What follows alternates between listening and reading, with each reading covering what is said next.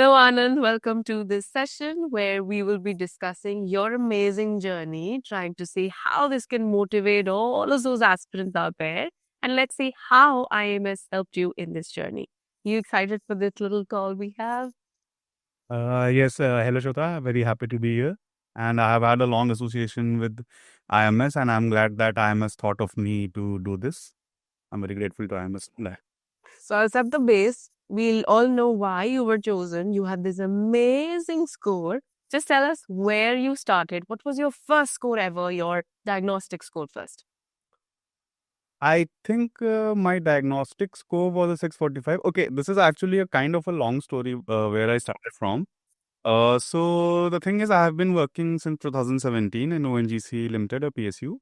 And I actually started my preparation for CAT in 2023. So I appeared for CAT 2023. I prepared entirely by myself, and I got a like 98.89 percentile in CAT in 2023. Then I got my CATs were very like average. So I got a call from IIM Lucknow, and when I went to interview there, so one of the two panelists, like 60% of my interview in for IIM Lucknow was, you have so much work X, why are you appearing for these 2-year courses? Go give GMAT and go to a 1-year course and stuff like that. So during the course of that interview, after one even I felt, is this like a stress test, or is this guy actually advising me to do that? So again, I knew the concept of the 1-year MBA programs, but I was not sure about it at the time. And also, I was not happy with my CAT performance last year. I thought I could do better.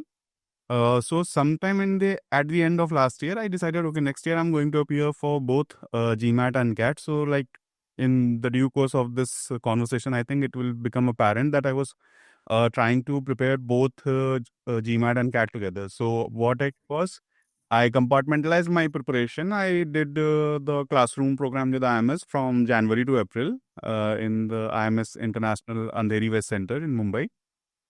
So I did the classroom program from January to April. My first diagnostic score was 645, I think. And then I gave my first attempt in June of 2024. And again, I had a bad day that day. I think we will get to it later during this conversation. So in the first attempt, in my first GMAT attempt, also I scored a 645. So since my target was these 1-year MBA programs, so I talked to a few people and they said, "Ki you are on the borderline. Like 645 is the average of the entire batch." Again, that is something that MBA colleges don't aim for. It is just a happenstance. So one person told me that you are on the border. Like it could go either way for you with this GMAT score. So it's better you give one more attempt and like aim for a higher, like a 675 or something. And that is what I was actually aiming for. I was aiming for 675. What you got? What I got was a 715. Amazing.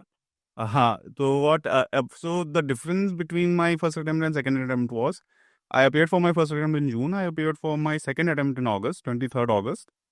And one key difference was, I think I was much better prepared for data insights. And from what I've heard, GMAT first attempt will always catch you off guard, Yeah. regardless of how well you are prepared. Because even before the first attempt, I gave a few mocks and I was scoring somewhere in the 675 ballpark in mocks, in the official mocks. But like things went wrong for me on the exam day. It was my own folly. I'm not going to lie. It was my own folly. So I made like a few strategic mistakes, which led to a score of 645. And then again, I was not happy with that. I was like, I have to appear a second time. And in the second attempt, I was much better prepared, I think. So I ended up getting a 715. Mhm. Okay. So, first of all, congratulations again. That is a beautiful score. And the cherry on the top is that you weren't even aiming for it. You wanted a 675 and you got way more than that. And do you think there was a lot of difference preparation wise between your first attempt and second? Just Actually, preparation. what happened in my first attempt was I did the sections in the order of the data insights and verbal. So in my first attempt, I did quant. I did well enough in quant, I think. Then my data insights came. My data insights question were very tough. Like really tired. I was like, what is the? It felt like something out of hell or something. So what happened was after data insights, I was kind of exhausted. I gave up on this attempt. I was like, this attempt is lost. So I just rushed through the verbal. I think the section is of how much? 45 minutes. I did the whole section with, I think, 17 minutes still remaining on the clock, verbal.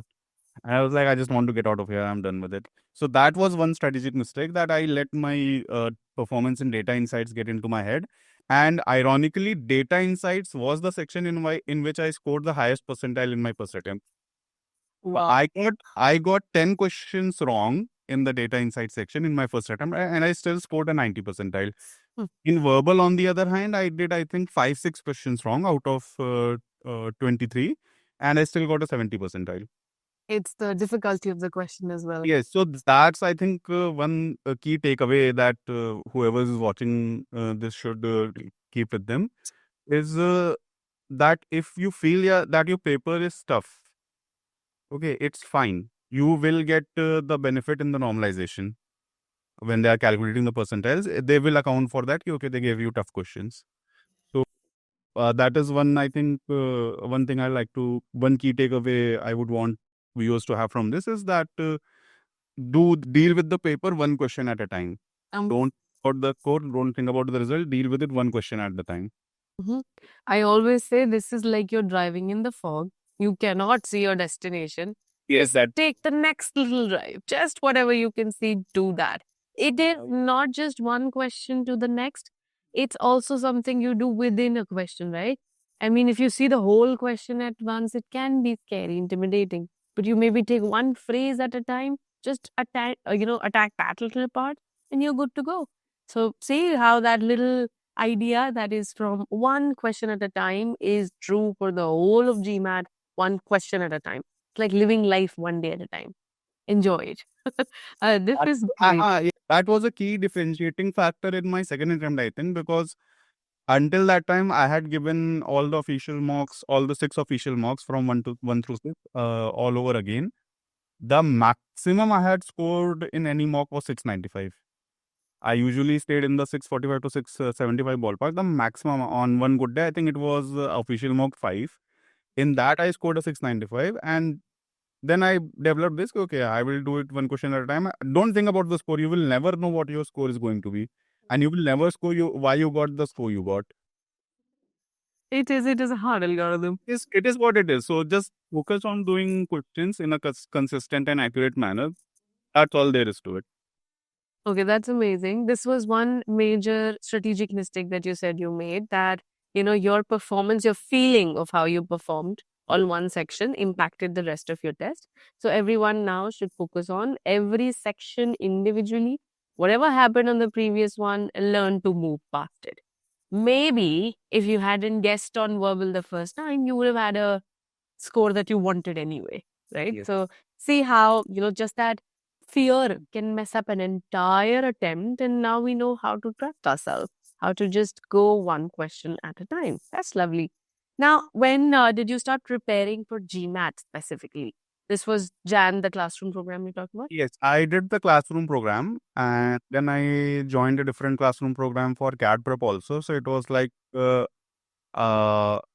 till April I prepared for GMAT along with the classroom program. Then I think again till June I was preparing for GMAT, but there was a lot of other stuff also going on. So it was on again, off again. Then after my June attempt, I took a break from GMAT. I focused on CAD. Then again, I think I appeared on 23rd of August for GMAT. So again, somewhere mid July, I started preparing for GMAT again. This time in before my second attempt, my key focus was, and that is another major takeaway, go through all the questions on the MBA.com online question bank, all 938 questions. And the thing I love most about it, and I actually exploited it a lot, that is in the online question bank, there are 938 questions. You can choose which level of difficulty questions do you want to answer. And you can turn each and every one of them into a mini mock because there is a timer and there is everything. Hmm. That's a very good system. I absolutely love it. And so that's what I did because, again, I have been working for the past 7 years. I'm 32 years old now. The greatest challenge for me was finding the stamina to sit for those 135 minutes and concentrate. Mm-hmm. So For you me. built it slowly with mini mocks. Yes. So, I mean, yes, that is the thing I think most aspirants, because again, while I was doing the classes, I was doing well in classes. I'm an engineer. I had strong maths background. I had a strong reading habit. So I did fairly well in verbal also during the classroom. But that classroom performance was not translating into the exam, into the mocks or the exams. Because again, building that stamina is a very key part of it. And again, uh, this again was another key difference between my preparation for my first attempt and second attempt. In the second attempt, I had already gone through all those 938 questions twice. Twice. No. Okay. So, and again, and that is especially true for data insights, because in my first attempt, I was very underprepared for data insights. Data insights caught me off guard. Again, data insights is not a particularly difficult section. The challenging part becomes retaining a lot of information on for solving a question, and then statistically you are set up to fail in data insights, because there are three sub questions in a single questions. You have to get all of Them right. the questions right. So statistically it sets you up to fail, but otherwise it is not a difficult section. So the key one another key differentiating factor was my practice for data insights. I went through all the 938 questions on the online question bank, and I went like I did the easy questions first, then the medium, then the hard question. Okay, So so that if is we condense information till here, then first building up your stamina is important, where you do it through mini mocks. Okay, so how many questions would you take for a mini mock? Just on average. let's see. I know a section is of 45 minutes. I set my target to like the ideal pace is 2 minutes per question. So if I was doing easy questions, I will pick up like 30 questions. And to finish them all in? I will select 30 questions and then I will try to do them in 45 minutes if I'm doing easy questions. Okay. If I'm doing medium difficulty questions, I will come down to I think 25 or something, 20 to 25. If I'm doing difficult questions, I will pick 20 at a time. So this is interesting. You would keep your total time target at 45 minutes only. Yes. It's the number of questions you were playing with, so that it's not really the 2 minute per question that you're focusing on. You are at the same time taking care of the difficulty level also.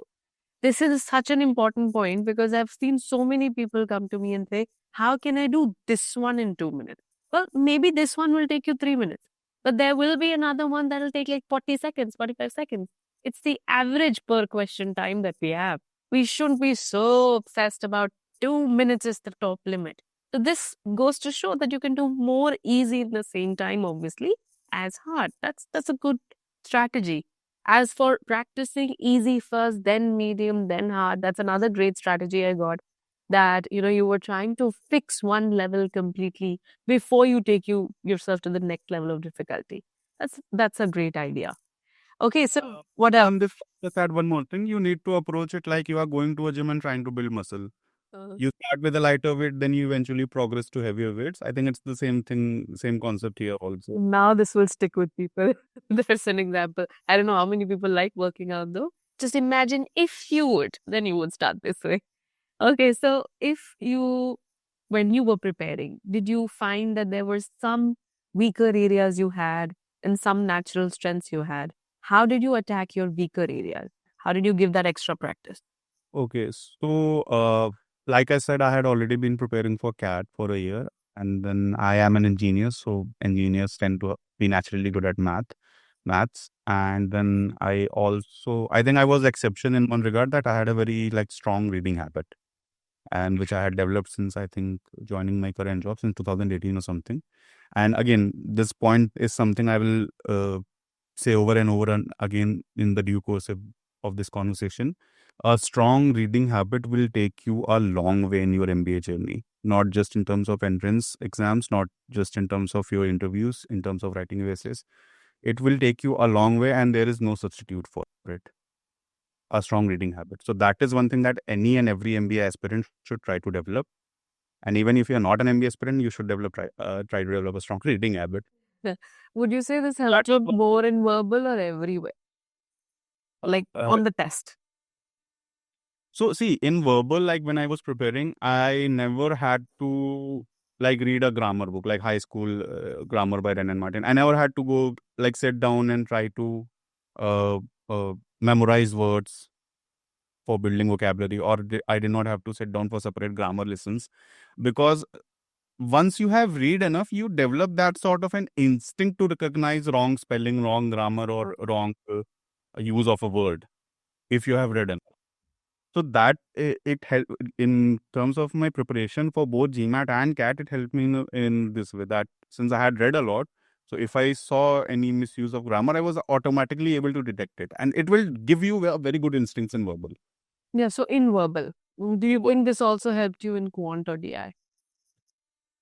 Quant or DI, not so much. This is purely pertaining to verbal.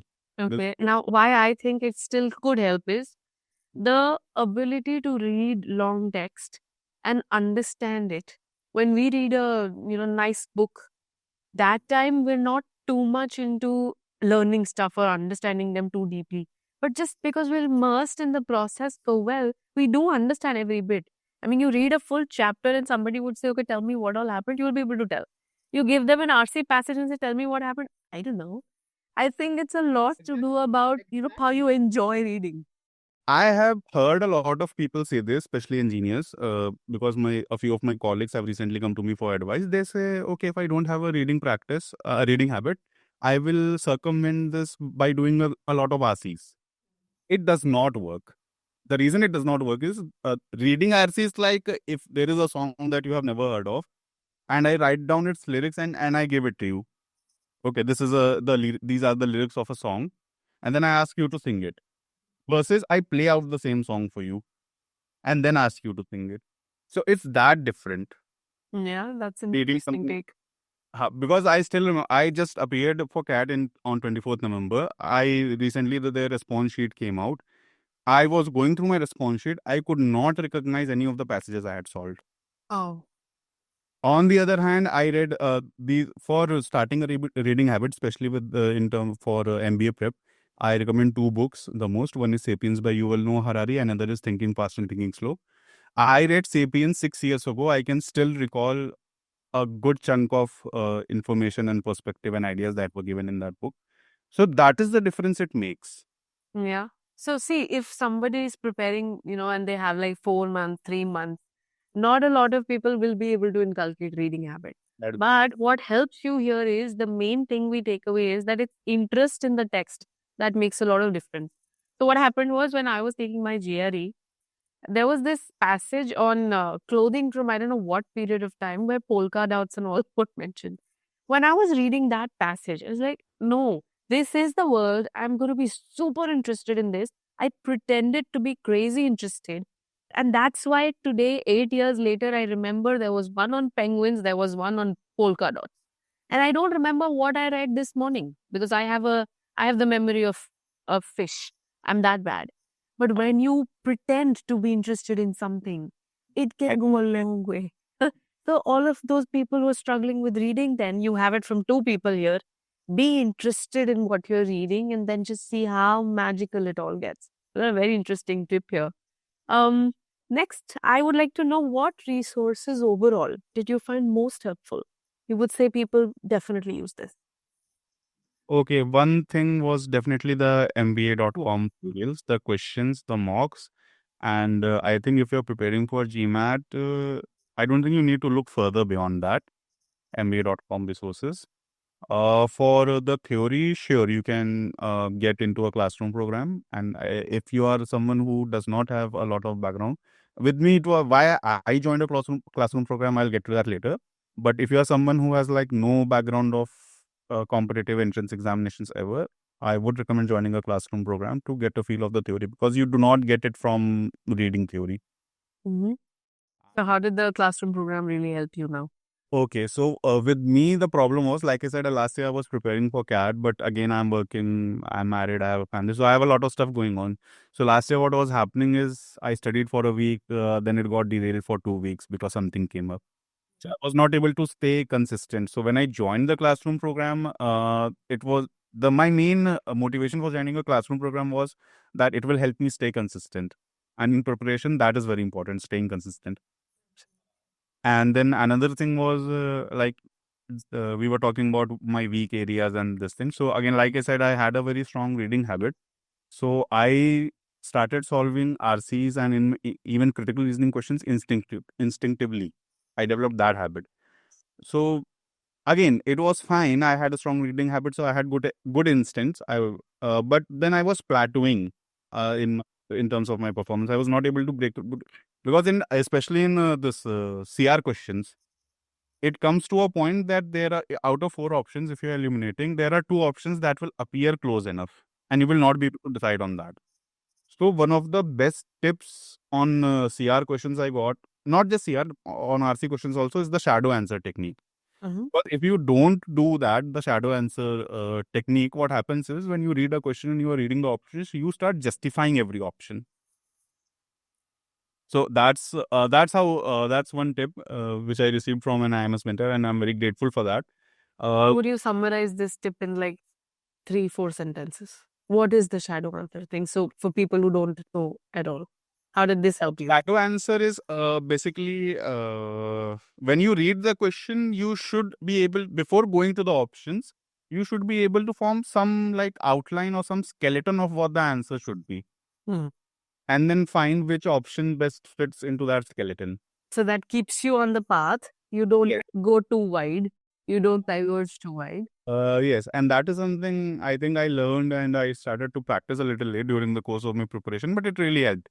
Because earlier I was falling into the same trap that I was, because it's just instinct. You cannot really control it.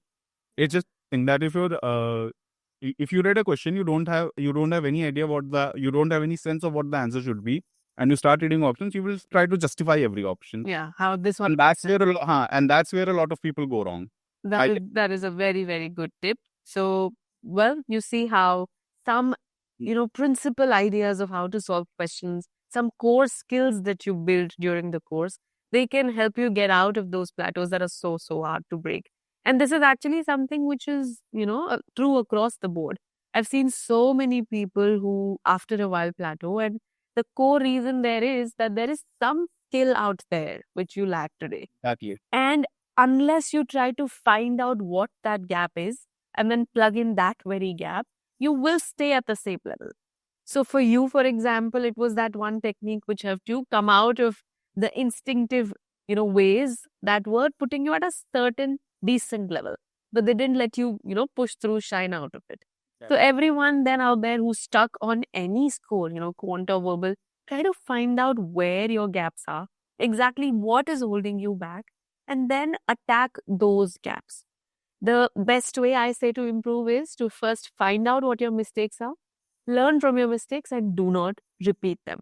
Nobody can hold you back from, improving them. Yeah. So, how did the mocks help you? How many mocks do you think, are needed? If you don't do this much, it's just, what do you think about mocks? Actually, the tricky thing with GMAT mocks is that other than the MBA.com mocks, it is almost impossible to find mocks that are of that level, that are true to the actual GMAT, that are close to the actual GMAT, because a lot of them are either not adaptive, Hmm. or the difficulty level is just too much of those mocks, which is not representative of the actual GMAT. Yeah. So I think in the official mocks we have the option of going through them twice or thrice. I'm not able to recall exactly. Like you can give the official mock three twice, and you will encounter an entirely different set of questions. Yeah. Twice. So those four mocks are equivalent to eight mocks. And again, like I said, the greatest challenge for me was building that stamina to sit through the 135 minutes. Uh, so that's why I think in any MBA entrance, whether it's CAT or GMAT, mocks are of paramount importance. And building that stamina to concentrate for 135 minutes or 120 minutes or whatever, that is like the most important thing. How did you spread your marks? Like, how often would you take them? Did you take them after prep was done, or how was it? Okay, so I took them sporadically, like when I felt like it. Uh, I think since I started taking mocks after my prep, after I went through all the 938 questions. I started taking my mocks after that. I took one mock a day, and then and that was my entire study for those days leading up to the examination. I took a mock, and then I analyzed it. I saw where I went wrong, especially in DI. It's very important that you analyze where you went wrong in your questions. So This is for the second attempt or the this third is for the second attempt. In the first, mocks? in the first attempt, I gave only the first two mocks, Uh-huh. and I did not even go through all the questions. I was very underprepared for DI in my first attempt. Yeah. I'll say that I was very underprepared for DI, and the questions I got in DI were exceptionally tough. Would you say you find stuff that you don't understand tougher anyway? Uh, Come again? I mean, say when you don't prepare for something that well, you do find it tough. So it's also a lot of psychological impact. When you're not prepared, you're like, oh my God, no, no, no, this is not happening. So when you put your heart into it, it's going to happen. My data insights in my first attempt was actually tough. I think I don't know if I did this before. I got 10 questions wrong out of 20, and I still got a 90 percentile in the section Because they were hard. because they were hard. Wow. Okay. Now who was your mentor at the Andheri Center? At the Andheri Center, my quant and AI mentor was Vignesh Iyer sir. He has now transferred to Borivali, I think, because after my first attempt, I went to meet him. I took a few my plan sessions with him. And again, he really, and I cannot thank him enough. He really helped me streamline my strategy. And we had a lengthy discussion after my first attempt. Okay, this is all these things I did wrong. Like again, another tip that Vignesh sir gave me was I had this confusion that in GMAT your scoring also depends a lot on the time you are taking to solve the questions. And again, the greatest cardinal sin you can commit in a GMAT exam is leave any question unattempted. Yeah. Okay, so my doubt was that if I go through all the questions and then if I get stuck at a question, now I have two options. Either I keep trying, or I mark something in that question and then come back later to that question in review. Mm. So, and then there was also this thing that if you take a lot of time in a question, that also negatively impacts your score. So this was my doubt. If I'm stuck in a question, should I try to do it then and there only, or should I come back after review? Because again, it will record the time I'm spending on that question. And he said, no, it's fine. It's better to come back during the review because now the algorithm knows that you have been through all the questions. So again, these kind of things you cannot find are difficult to find when you are preparing yourself. I'm sure they might be somewhere out there on YouTube or All whatever, scattered. all scattered. So Yeah. finding a consolidated source of information and guidance that is, I think for me, it proved very valuable. That's very nice. What are you right now doing? Working on your application?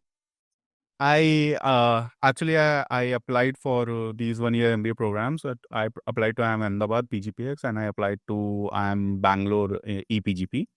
So I have been selected into IIM Bangalore EPGP, Wow. and in Ahmedabad the PGPX I got waitlisted. Mm-hmm. Uh, How is this different? All of this application journey, how is this different from preparing for GMAT?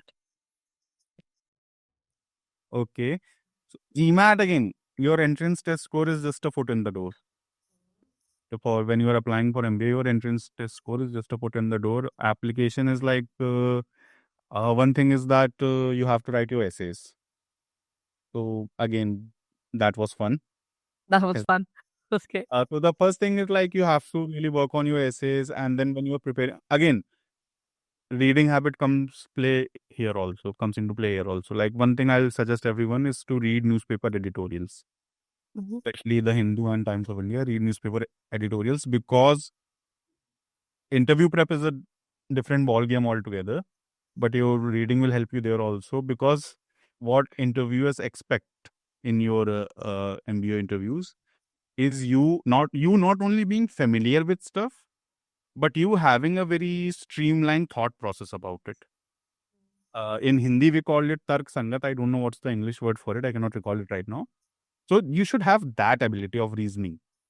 Okay, because like in Ahmedabad also, the way my Ahmedabad interview went was they were asking questions. Then they gave me an extempore topic. I spoke for 2 minutes on the extempore topic, and then there was like a back and forth debate on the extempore topic and they give you topics which are like on a spectrum. There is no absolutely right answer. There is no absolutely wrong answer. Hmm. Like the topic I got was Tamil should be made the national language of India along with Hindi. Hmm. Now the trick here is Hindi is also not the national language. Yeah. No, there we have official languages, but we don't have a national language. Yeah. So That went on for a while, and I think I did fairly well in the debate. I don't know. Again, it's the same thing for MBA interviews and application also. If you get in, you will never know why you got in. I am waitlisted. I don't know why I'm not waitlisted. So you give your 100%, don't think about the result. Yes. And reading here also is helping. It will help you organize your thought. It develops your thought process. Like, Hmm. I think this is example. This is an anecdote I like to reiterate a lot. In this whole extempore, the Ahmedabad topic I was telling you about, I said that no, we should not to have any national language whatsoever, because we have a lot of languages which are spoken. We are very diverse and everything, and it is not going to serve any purpose. Making any language the national language is not going to serve any purpose. It will not have any positive impact. In fact, it might end up alienating a lot of different groups of people. So now see, this is how they try to trap you. The interviewer asked me, our national animal is the Royal Bengal tiger. It is not found everywhere else in India other than West Bengal. Our national animal is the peacock. That is also not a national bird is the peacock. That is also not found all over the country. Then why should a language be spoken all over the country just for it to be a national language? Wow. How do you counter this? How did you? What I said was that national animal and national bird are symbolic. They don't affect the people of the country in their day-to-day lives. And the reason tigers were named national animals and peacock was a national birds was to motivate conservation efforts for those species. But language is something like language first and foremost is a tool. Oh. Language first and foremost is a tool which people use in their daily life and which affects people in their daily life. So making a language a national language is like saying hammer is the national tool of India and you have to learn to use hammer regardless of what you do. You So there was some quick thinking. I would be so worried. How do I answer now? well, again, that is something, again, what I said, you have to like exercise, because reading also does that. It is exercising your reasoning ability. Oh, very well put. It also exercises your reasoning, especially editorials. That is why I'm suggesting reading editorials. Okay, everyone, another suggestion. So now, just before we go to our summary of final pointers you want to go, how has your overall journey been with IMS? Did it, stand true to all of the expectations you had? Did you get enough and more? And, overall, whatever you came in with, were you satisfied at the end? In a nutshell, basically, how has your journey been? What makes this experience stand out for you? So my journey was with IMS has been very exciting, eventful and exciting, and I got to learn a lot of new things. Again, like I said, I was good in term. I would say I had a decent foundation for entrance exams, because I have been giving entrance exam my whole life. I appeared for JE, I qualified JE with a very bad rank, but I still qualified JE. And then even in my current job, I got through an examination called GATE, graduated, and I was like a very high rank holder in GATE in petroleum engineering. That's how I got into my current job in ONGC. So I had a pretty solid background of entrance exams and pretty solid background of maths and pretty solid background of reading. But still, those are just building blocks, and you need someone to arrange them for you at times. So that is the role that IMS served for me, and I'm very grateful for them. I got to learn a lot of. I good. Got a lot of good advice and good strategies from them. Because again, MBA entrance exams like both GMAT and CAT are not just a game of knowledge, they are also a game of your time management. They're also a game of endurance for that matter. Yeah. Okay, lovely. So finally, what are your top three final pointers you want to give to all of those aspirants out there? Do these three things at least. This should be those strong final pointers. So again, my number one pointer will be reading habit. I cannot emphasize it enough. My number one point is still reading habit. And again, I will suggest to start with two books in particular. Sapiens by Yuval Noah Harari and Thinking Fast and Thinking Slow by Daniel Kahneman. Because first of all, they will make you a better thinker. They will give you a lot of perspectives and everything, which is not just limited to your MBA prep. but also in life in general. And second thing is, since these two books will prime your mind to a lot of topics pertaining to history, pertaining to anthropology, pertaining to science, pertaining to psychology, because normally at least you will find one or two passages in every exam from Yeah. topic. So they will prime your brain to read and understand and at least process what you are reading. So Wonderful. sta- uh, What's two? number two will be again what I said, that during the exam you will never know what your score is going to be. If you feel that the questions you are getting are difficult, it's fine. You will get an advantage for it during the normalization process when they are scaling your score. Okay. So, So don't sweat it. Just so trust. you take it one question at a time. Okay, Take great. it one question at a time. And third is mocks. Third is take mocks, analyze them nicely, Analyze find out them what went wrong. where you are going wrong. Okay, and like try to build that ability, because again, one of the problems that is very apparent with people nowadays, especially, is we don't have as much attention span as we used to have. Oh yeah. Okay. So again, and also you need to develop that. You need to treat it like building a muscle in that analogies. You need to develop that endurance of for sitting 2 hours and concentrating hard. So mocks are the way to do that. Perfect. Thank you so, so much, Anand. Big congratulations one more time from all of us, and I'm sure from everyone who's watching also.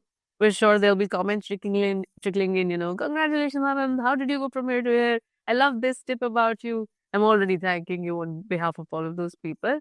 And I hope everyone here had a lot to learn. Make sure if you have any questions, you reach out. You can put it here in the comments.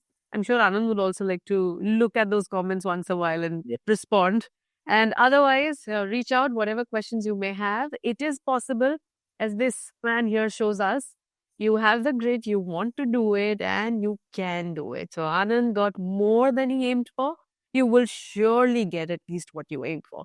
Trust the process. Don't scare yourself away from the test. Just put your heart into it, and we're going to have another success like him. Thank you for talking to us today, Anand. It was amazing talking to you. Thank you. Thank you so much.